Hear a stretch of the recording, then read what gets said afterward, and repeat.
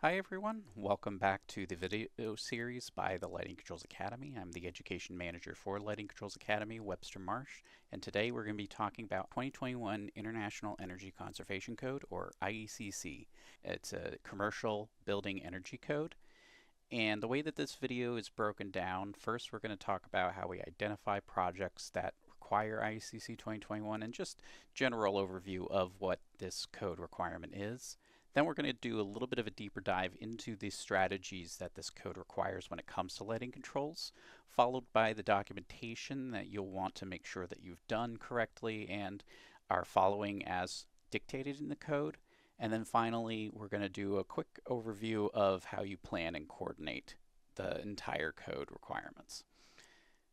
So first, how do we identify the projects that we are dealing with for IECC 2021? Well, first, we need to talk about what commercial building energy codes are, which are a requirement for new construction or renovations.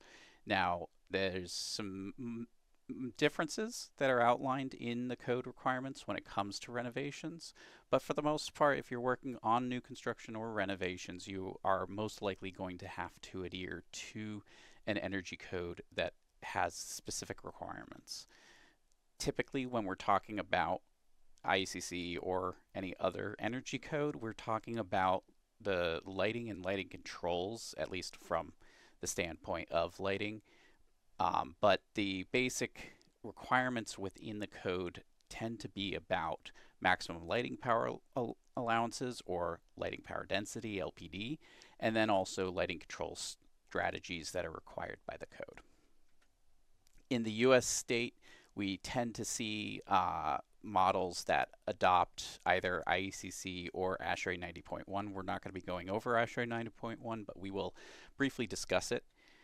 And then oftentimes you'll see multiple codes, different jurisdictions using different codes. And so IECC 2021, which is what we're talking about today, is just one of the types of codes that might be out there, along with amendments that jurisdictions might have adopted in addition to the basic requirements. So IECC is published by the International Code Council, or ICC. They update their code every 3 years, and so oftentimes you'll see either year attached to it, like in this case 2021, and so there are every 3 years a new version of IECC that comes out. It's going to be applicable to new construction, additions, alterations. And so this is the difference with alterations. You need to be modifying at least 10% of the luminaires and have no LPD increase.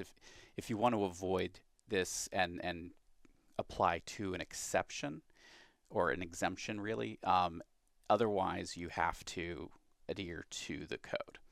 All right, so let's talk about the relationship between IECC and 90.1, also referred to as ASHRAE 90.1. So ANSI, ASHRAE, IES 90.1 is another energy code that we're not really going to go into depth about here, but it's a group, it's another energy code that recognizes IECC as an alternate compliance standard. And so you may see references to IECC within ASHRAE 90.1 standards that are published. The Department of Energy, or the DOE, identifies ANSI, ASHRAE, IES, specifically the standard 90.1 2022 as the National Energy Reference Standard for state funding eligibility, and that's going to start in March 2026, which this recording is actually happening in. So, by the time this video gets out, this will have been implemented. 90.1 2022 recognizes IECC 2021 as its equivalent, and so you may see sometimes states will say, 90.1 2022 or IECC 2021, or vice versa. It really depends on the authority having jurisdiction. But a lot of jurisdictions are not adopting the DOE ruling, and so really it's just a handful of different states that are complying with this. So it really is, as if you are designing a project or anything, you want to make sure that you're checking in with your state requirements, or maybe even your city requirements, because some cities have their own requirements on top of the typical energy code requirements. So when we're talking about IECC 2021, maybe you're familiar with 2018, which is an older code. There are differences that we've seen that have changed from 2018 to 2021. First of all, the daylight responsive control has secondary sidelit zones, so you might be familiar with primary zones or just daylight zones in general. Now we have primary, secondary. We also have new requirements for parking garage. We have receptacle control, which we'll go into both of these later on. We also have some additional clarity and consistency, especially when it comes to the language that they're using. Oftentimes we'll see this with most energy codes. With the newer version, they tend to go back onto their previous requirements and try to clarify it and improve the language so that it's a little bit easier to follow. All right, so let's go into the control strategies that are required for IECC 2021. So the first thing we need to talk about is compliance paths, and particularly for interior controls. So we have two approaches in IECC 2021. We have either luminaire level lighting controls, LLC, or remote device-based controls, and we'll go into a little bit more about that in just a second. But overall, they both provide an automatic shutoff requirement, a daylight response requirement, and manual control requirement. LLC will add the control directly at the luminaire level, and we discussed this in previous videos what LLC is, but we'll go into explicitly what the code is requiring for that. So LLC is defined as luminaires with embedded control logic, occupancy and ambient light sensors, wireless networking, and local override. So these all must be met to adhere to the luminaire level lighting controls requirements. So each fixture will have to have these components applied to them. They don't necessarily need to share data, but they oftentimes in most lighting control systems will share that data amongst each other or in zones, but they can also just operate independently without any of that interoperability or intercommunication. You'll oftentimes see that the configurable set points are done. You need to have some level of requirements for these. So whether it's a timeout, a fade rate sensitivity, and zoning, you do need to define that and then be able to control for that. But the benefit of this is that you can simplify the design of the system if you've specified it correctly and followed the proper commissioning process. So one of the first things that you might run into when reviewing the code is manual control. This is applicable mostly for interior spaces, and most of these spaces do require some level of manual control for the general lighting. The manual controls must be accessible and allow users to identify which areas are being controlled, oftentimes even visible within the space. And the other thing that you might see with manual controls is they may be integral or separate to the occupant sensor. It's not a requirement that they be intrinsic to each other, but the users need to be able to manually turn the lighting off. That is the primary requirement of manual control. All right, so let's get into automatic on behavior for our occupant sensors.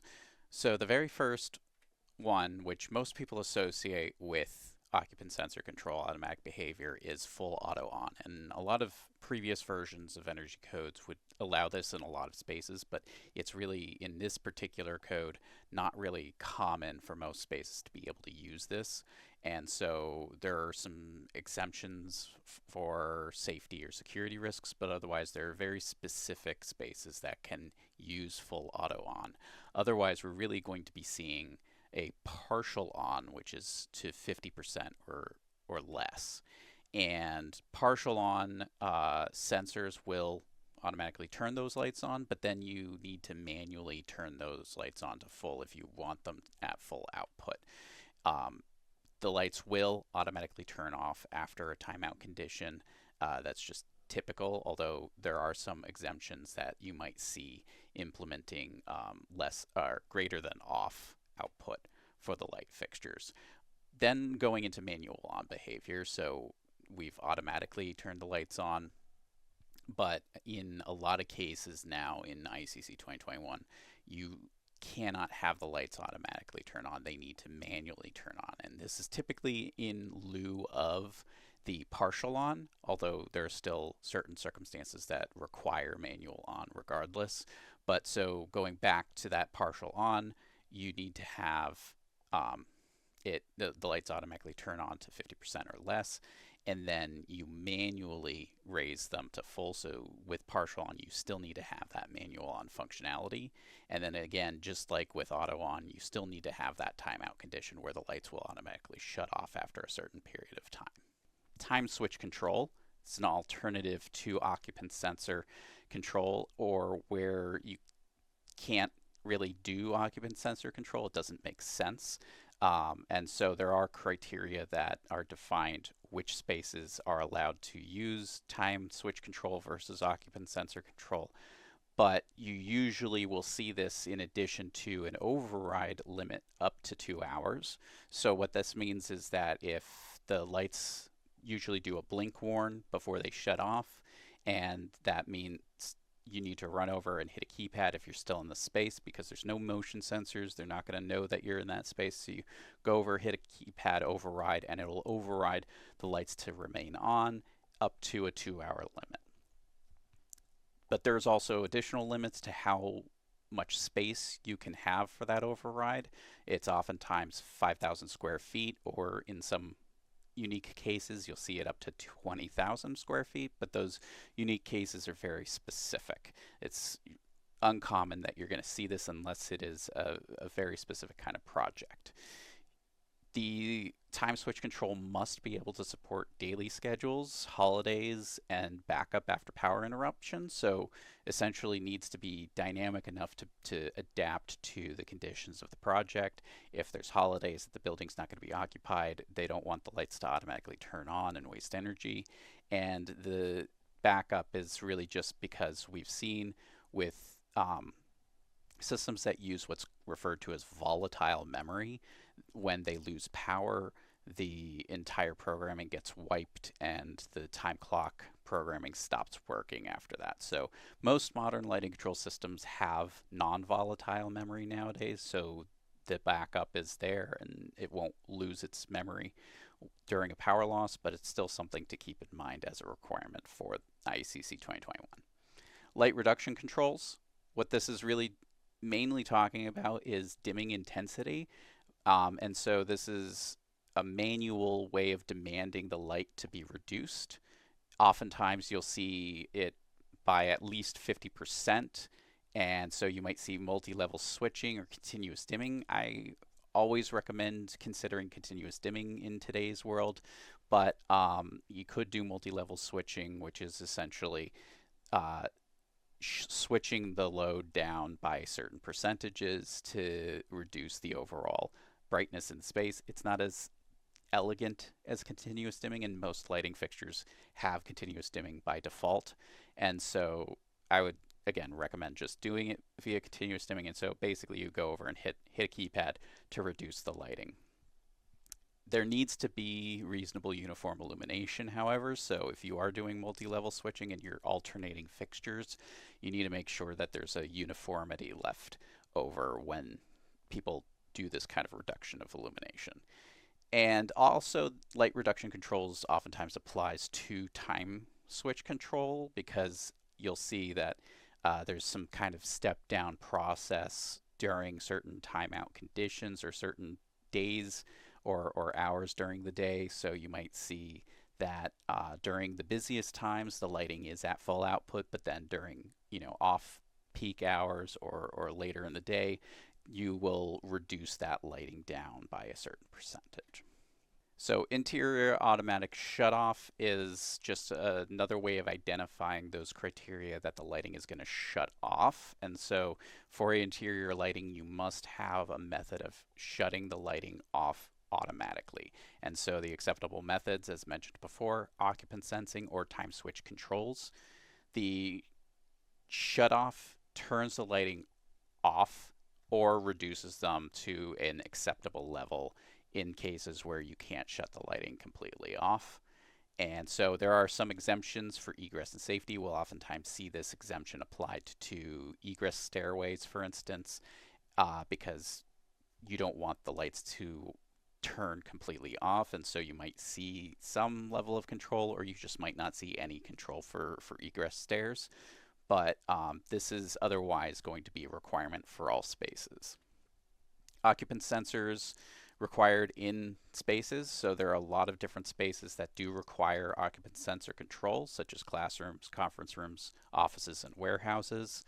The lighting needs to turn off within 20 minutes of vacancy, and so what that means is that the sensors will detect movement, and then once they stop detecting that movement, there will be 20 minutes countdown, and once that countdown hits 0, the lights will turn off.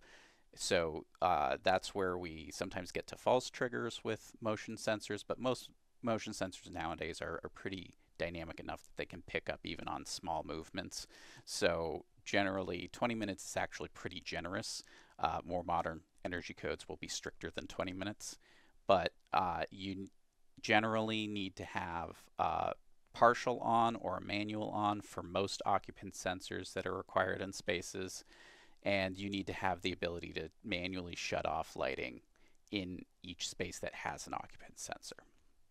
Warehouse storage aisles. So these aisles need to be controlled independently of each other, so you can't have multiple aisles switching on and off with each other. They have to each be controlled independently. And so you'll see in this case, you don't have to shut them completely off, but you have to drop the intensity of the lighting in each aisle by at least 50% after 20 minutes of vacancy. So similar to previous where we were talking about automatic shut off with occupant sensor, in this case, if nobody's walking through the aisle for 20 minutes, the lighting will go down to at minimum 50% of what it was at. And then additionally, you need to have manual control to turn on and off the lighting in the aisles, although where you put that manual control is up to the designer and the engineer of record, but it's important to just keep in mind that you'll still need some way of manually turning the lights on and off. And you still need to have a full automatic shut-off system strategy for the entire warehouse. So just because aisles can stay on doesn't mean the rest of the spaces can stay on. So making sure that you're aligning the rest of the warehouse to other requirements by the code, such as our previous slide. Open plan offices, and generally with open plan offices, we're talking about greater than 300 square feet. So if it's still an open office, but it's less than 300 square feet, it's not really applicable to this code requirement. But sensor control zones need to be limited to 600 square feet. So if you have a occupant sensor control in an open office that's 5,000 square feet, you need to every 600 square feet have a new sensor controlling a new zone.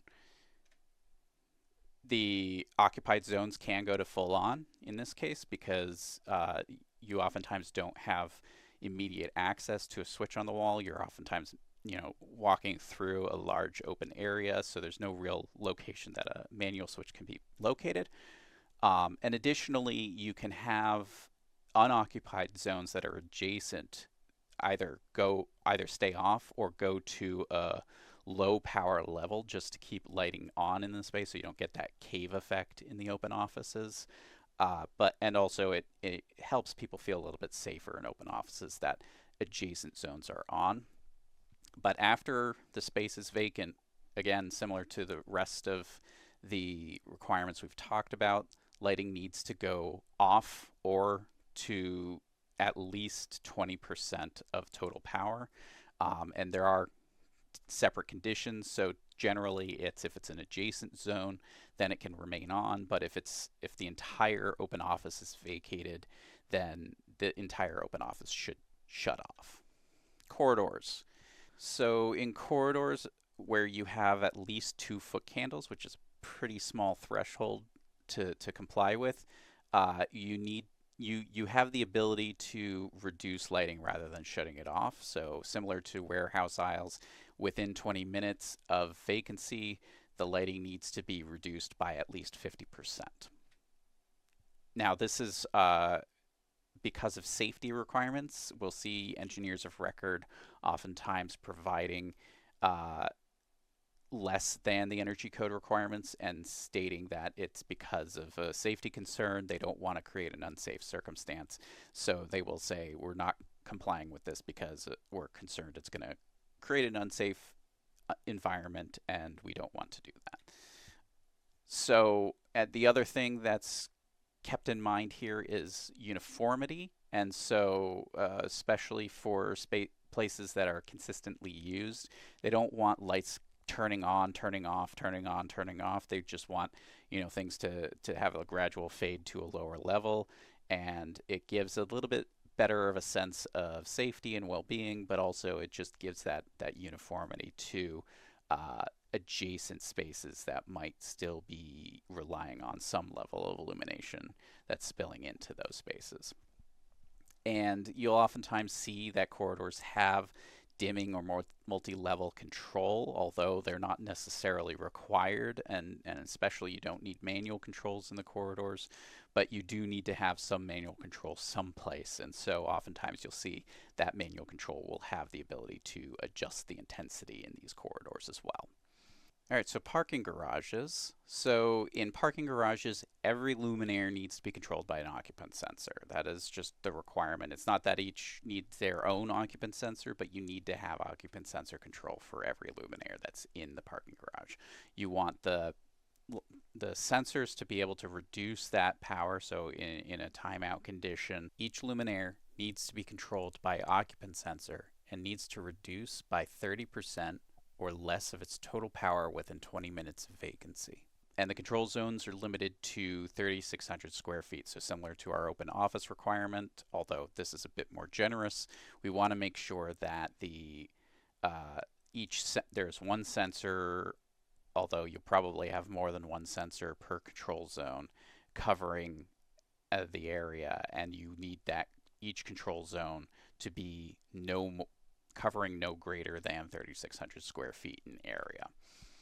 There's also additional requirements for the entrance and exits and perimeters, especially when it comes to daylight response. And so you need to still provide reduction to the lighting on the perimeters and the entrance and exits when there's daylight present. So daylight responsive controls, as I mentioned at the beginning of this presentation, there's now primary, secondary zones for side lit, and there's top lit daylit zones. And this is covered a lot more in our daylight responsive lighting controls video, but these are the requirements that IECC 2021 has when it pertains to daylight responsive controls. So you need to have at least 150 watts in the primary or top lit zones for you to need to comply with this. If you have less than 150 watts in the zone for the daylight, then you don't necessarily need to comply with this, although it's always good practice to just provide it where possible. But if you say you have a small wattage in the primary zone, but you have a huge wattage in the secondary zone, the combined wattage in both the primary and secondary, if you have more than 300 watts in those two zones combined, then you need to provide the daylight responsive controls. You need, for the daylight responsive controls to comply, continuous dimming and the ability to turn the fixtures off. And in most cases, you would want that capability anyways, but the dimming and the off need to be controllable via the daylight responsive detection method. And the calibration really needs to be accessible by authorized personnel. So that means you can't just have anybody in the room be able to access the calibration of the sensors, because otherwise they could override it and reduce the energy efficiency in the space. So they want it all locked down. Oftentimes you'll see calibration methods are only accessible via a technician or via a locked room. So it's uncommon that you'll see just anybody able to access it, but it's still a requirement in the code that it cannot just be accessed by anyone. Controlled receptacles, so this is another new criteria in IECC 2021 over 2018. So there are specific spaces that have this requirement, and for those spaces you need to have at least 50% of the installed receptacles controlled. And so how they're controlled is either occupancy sensor or time clock, but the additional thing, if you're going to do modular furniture, the branch circuits that are feeding that modular furniture need to be at least a quarter of them need to be controlled. So as I mentioned, control is by schedule or occupancy sensor. There's other ways to have it via signal from another system, especially if you have a building management system, although it's less common to do it. You most of the time will see it either via schedule or occupant sensor.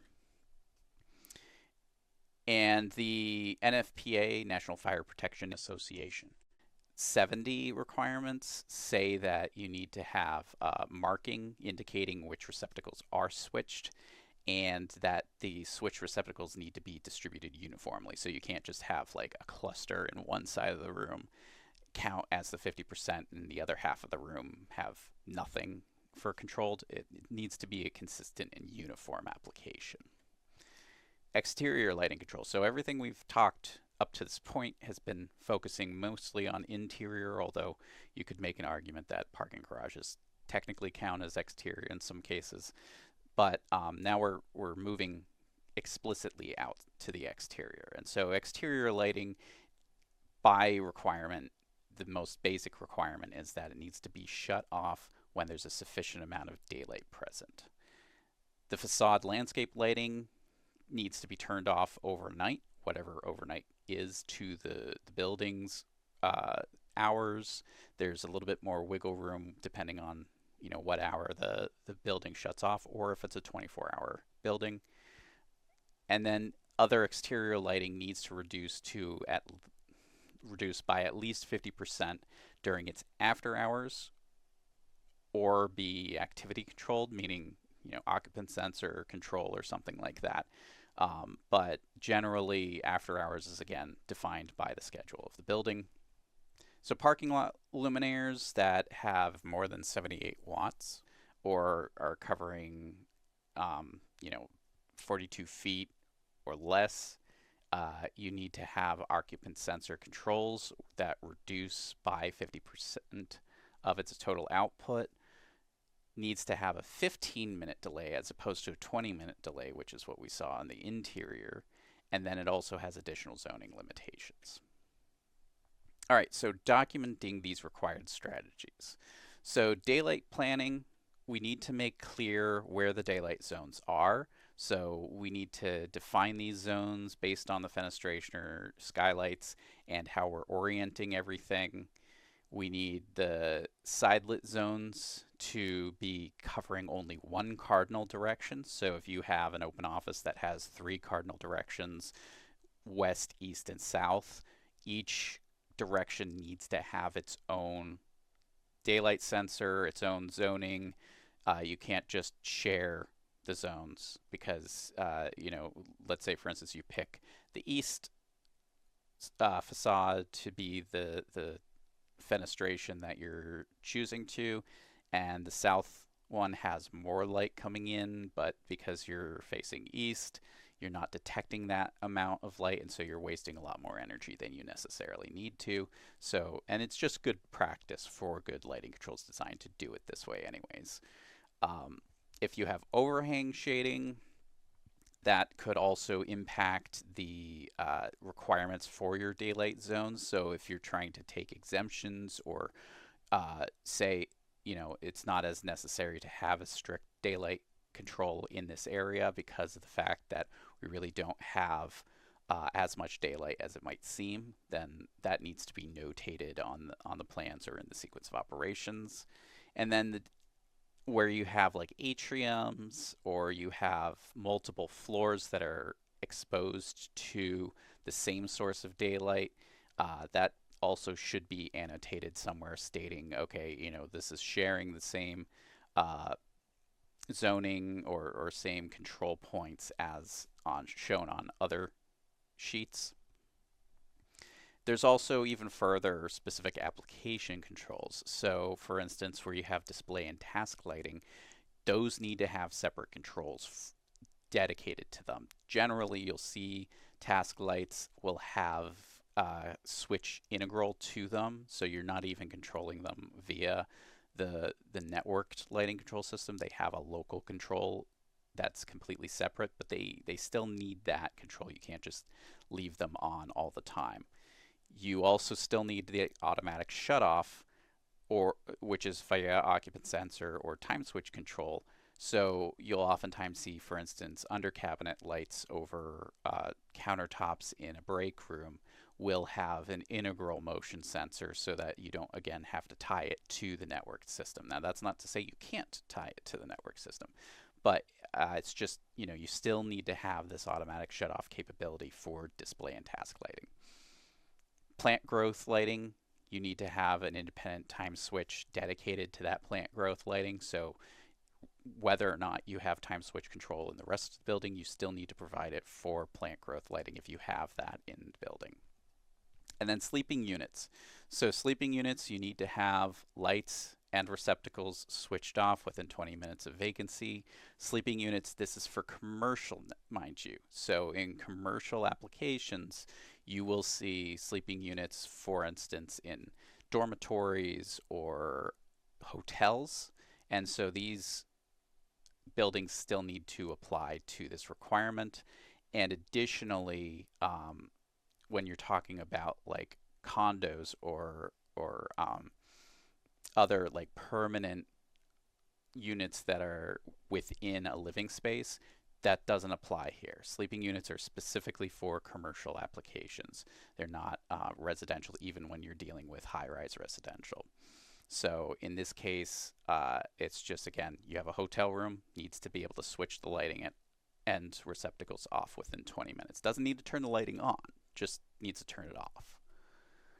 All right, so there are projects that need to have a specific number of credits to be able to meet the code requirements, and so this is where additional efficiency requirements come into play. In some cases, you may never see the lighting or lighting controls touched by these requirements, but there's a lot of opportunity to gain credits through these methods, so through lighting and lighting controls, so that's why we're going to be covering this. So projects need to gain these credits through these efficiency options, and they have very specific requirements to meet these options. But for example, the lighting power density, if you are 10% or 15% below the typical requirement, then you might be able to get credits for that higher efficiency of the building's lighting. Getting into controls, we have digital controls with more tighter zoning. We have additional dimming requirements, addressability for the fixtures, load shedding, so maybe the load automatically reduces under certain conditions, like for instance an automated demand response event where the utility sends a signal to the building and says shed your load, and most of the lighting in the building will be reduced by a certain percentage. Or there's other reconfiguration requirements within these additional efficiency requirements. But you get these incentives so long as you exceed the baseline requirements. And again, as noted above, there are specific ways of showing or meeting these above baseline compliance requirements. All right, so functional testing and documentation, which is outlined in C408.3. Functional testing is the process of verifying that the required performance is met.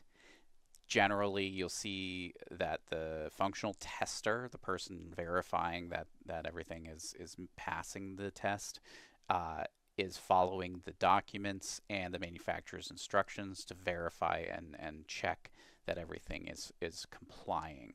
All right, so design professional documentation, needs to be used and verified for compliance before the final inspection. So final inspection before the certificate of occupancy is given, you need to have functional testing done and documented beforehand. And then at the end, the owner receives the narratives, the O&M manuals, owner and operational and maintenance manuals, what selected options they had elected for, and then any recalibration schedules that need to happen as a result of the testing and criteria. This is all part of the requirement for this section C408.3. All right, so if you want a nice starting point for your documentation, especially when you're trying to comply with Energy Code, the Lighting Controls Academy now has what we refer to as Design Express, which is a templated version of a control intent narrative and sequence of operations. It is free for you to use. You can download it right now at the link down below. The templates that we created are based on IESLP 16's best practices, and so we've done our best to try to align with what is recommended for how to create a control intent narrative and sequence of operations. It's based in Excel, and we've created a bunch of common building types and space types based on IECC language, so you can just start off based on that language and add to it or remove whatever you don't need. And we've even pre-populated with optional control strategies, triggers, functions, and set points that you can either use or you don't have to use, but they're available to you to be able to use should you want to use them. All right, planning and coordination. So hopefully you've got a little bit out of this about the Energy Code requirements, but if not, hopefully this section will at least give you some good step-by-step guidance, because it's primarily going to be a checklist, and we are actually going to have a copy of this checklist for you to download on the website for the Lighting Controls Academy, so feel free to go to that. But here's the checklist. So the very first thing you want to do is confirm which adopted code that you have, whether it is just the straight 2021 IECC or it is with local amendments. Always double check with your authority having jurisdiction or AHJ to make sure that you are using the correct code for the project. You want to be able to verify the triggers for compliance, whether it's a new work, it's addition, or an alteration. Remember that if it is less than 10% of the equipment that you're replacing, then you don't need to comply with this, but if it is 10% or more, then you need to comply with these requirements. Interior automatic shutoff. You either need occupant sensors or time switch control per space. You also need, with occupant sensor control, the timing needs to be within 20 minutes of vacancy to either shut off the lighting or reduce the lighting. You also need automatic on behavior. Some places are not going to allow for an automatic on and you need that manual on, but other times you will see either a partial on where it's less than or equal to 50%, or it might allow for a full auto on, such as in an open office. Manual control, you need to have it readily accessible, and the user needs to be able to identify which area is being controlled by that manual control. You also need light reduction controls, which will basically reduce the lighting either through multi-level switching or continuous dimming. As I mentioned, always recommend you use continuous dimming nowadays, but you need to have that light reduction control where either you have a time switch control or a manual control that requires that to just step the lighting down. It doesn't need to turn it off, but it will need to reduce the lighting by at least 50%. Open offices specifically, we are dealing with spaces that are 300 square feet or larger, and the control zones cannot exceed 600 square feet.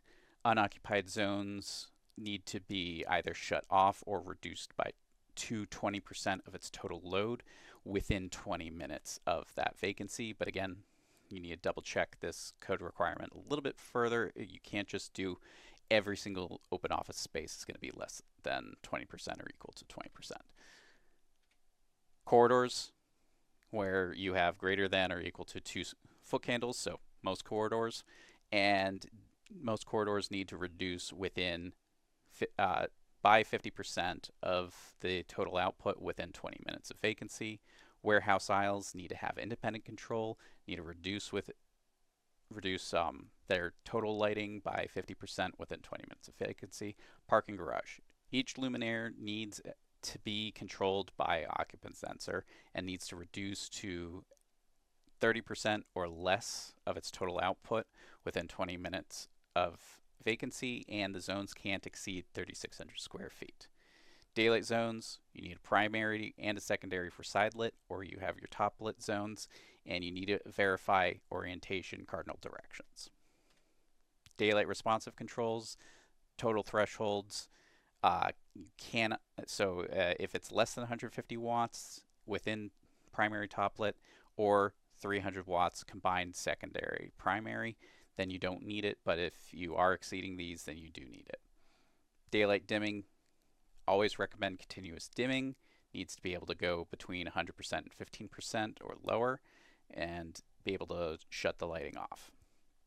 Controlled receptacles, you need at least 50% of the receptacles in these specific spaces to be controlled, and they need to be properly marked and uniformly distributed.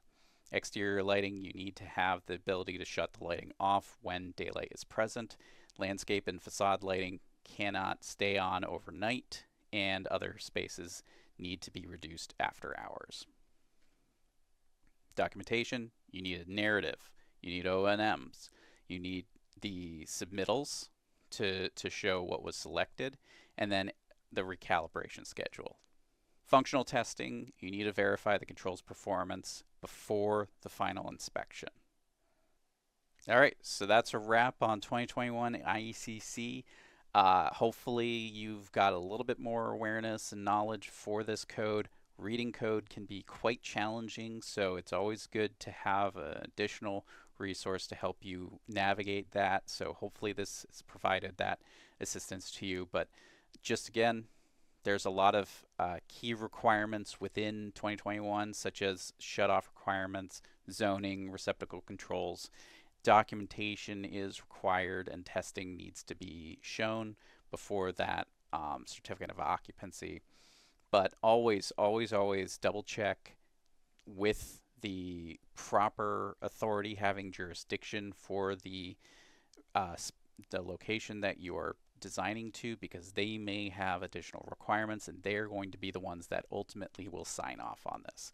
So if they don't agree with the decisions you've made, then they have that ability to say, no, you need to redo this. So thank you again for joining me. Hopefully you've learned something. I'm the Education Manager for the Lighting Controls Academy, and hopefully we'll see you in the next one. Before you go, a quick word about who we are. For over 25 years, the Lighting Controls Academy has served as the voice of the lighting controls industry. As a coalition of the National Electrical Manufacturers Association, or NEMA, we were created to help educate the public on lighting controls technology and real-world applications. Our hallmark program is our online education, including this video series, along with written courses through NEMA Academy. If you want to keep learning about lighting controls, head to lightingcontrolsacademy.org. You'll find articles, industry news, new products, award-winning projects featuring controls, and plenty of other helpful resources. Thanks so much for watching, and hopefully we'll see you in the next one.